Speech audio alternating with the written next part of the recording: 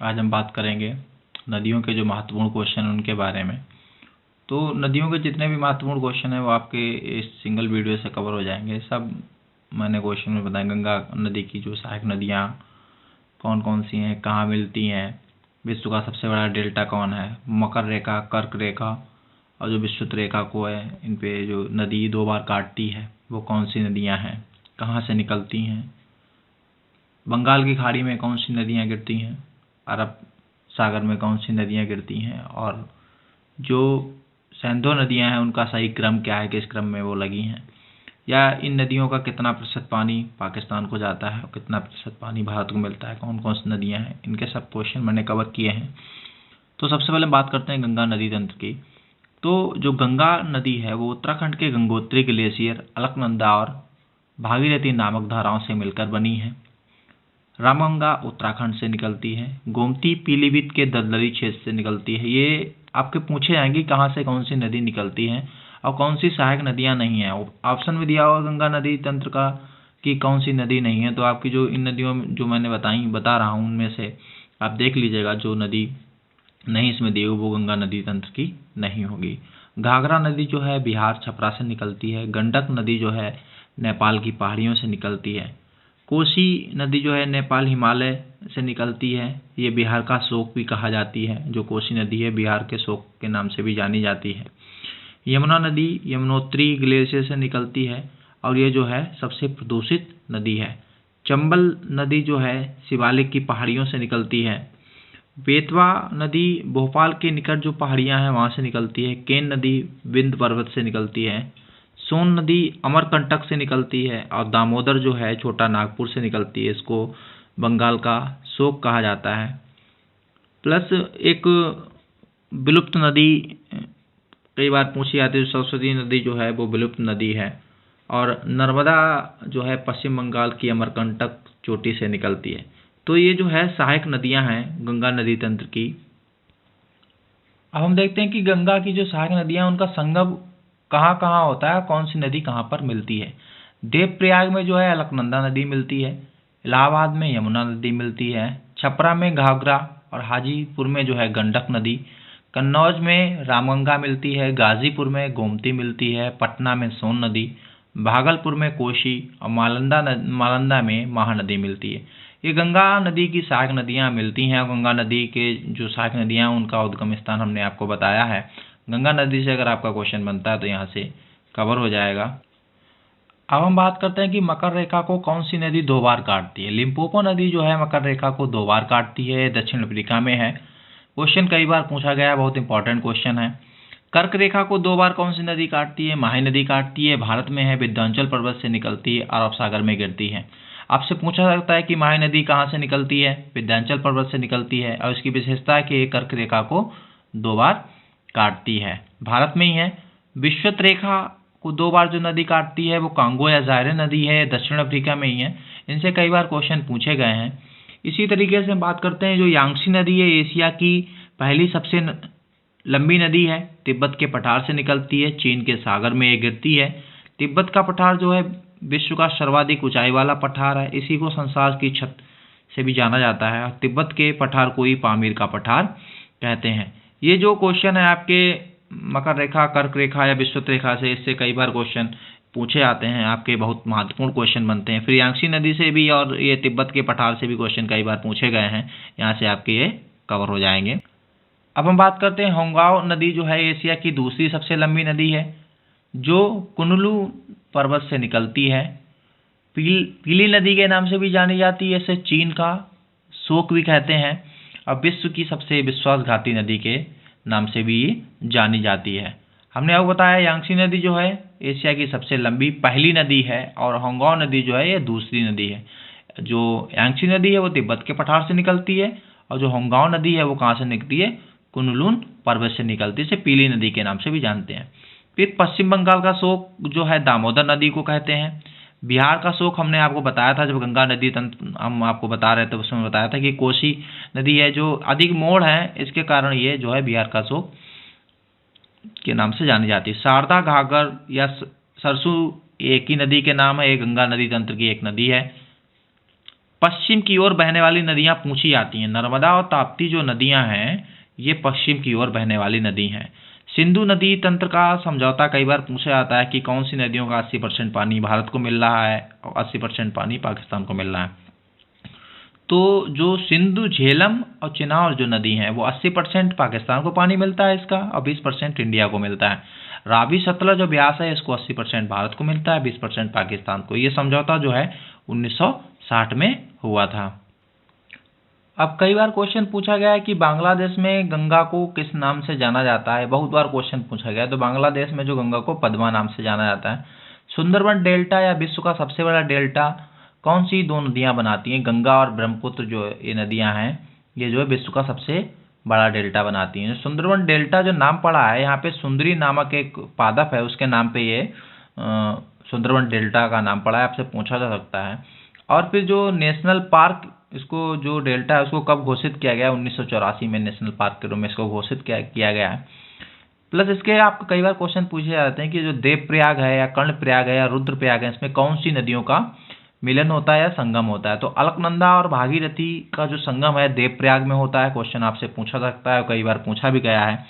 अलकनंदा और पिंडार नदी का जो संगम है कर्णप्रयाग में होता है। अलकनंदा और मंदाकिनी नदी का जो है रुद्रप्रयाग में होता है।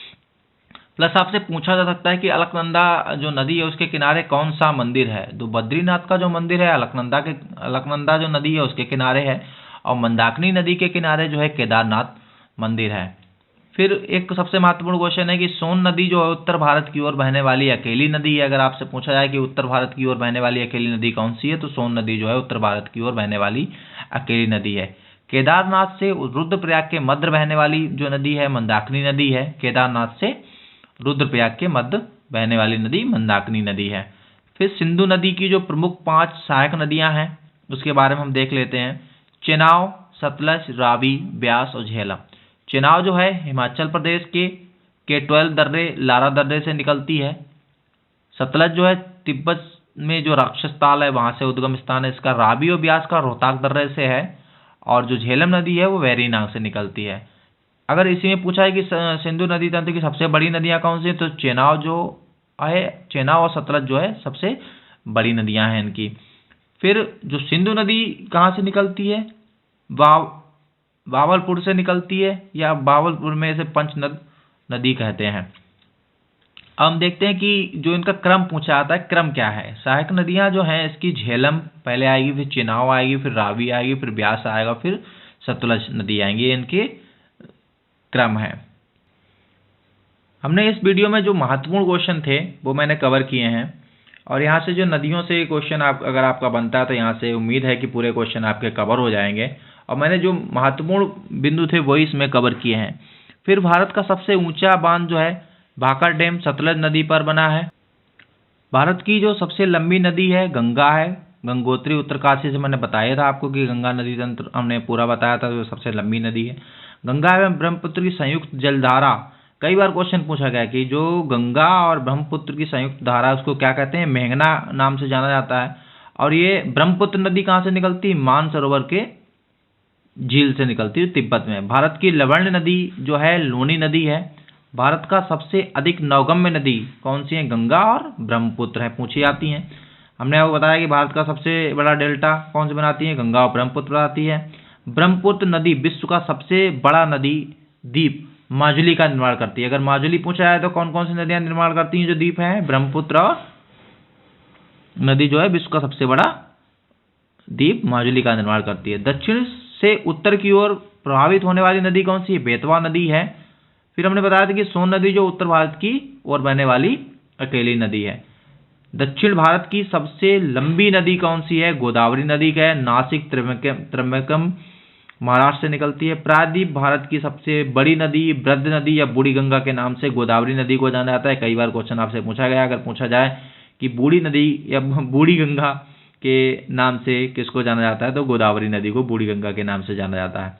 पवित्रता के कारण दक्षिण भारत की जो गंगा है वो कौन सी है?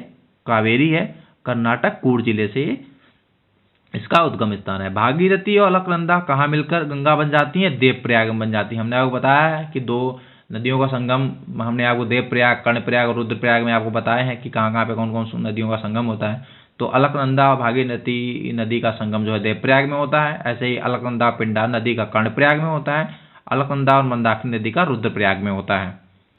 अब हम देख लेते हैं कि अरब सागर में जो गिरने वाली नदियां हैं उनके उद्गम स्थान क्या है और कौन कौन सी नदियां, ये जो अरब सागर में नदियां गिरती हैं वो एक्चुअली बनाती हैं। सिंधु नदी जो अरब सागर में गिरती है मानसरोवर झील से निकली है, ये क्या नदी डेल्टा बनाती है। साबरमती नदी अरावली पहाड़ियों से निकलती है, खंबात की खाड़ी में गिरती है। माही नदी विंध्याचल पहाड़ी से निकलती है, भी खंबात की खाड़ी में गिरती है।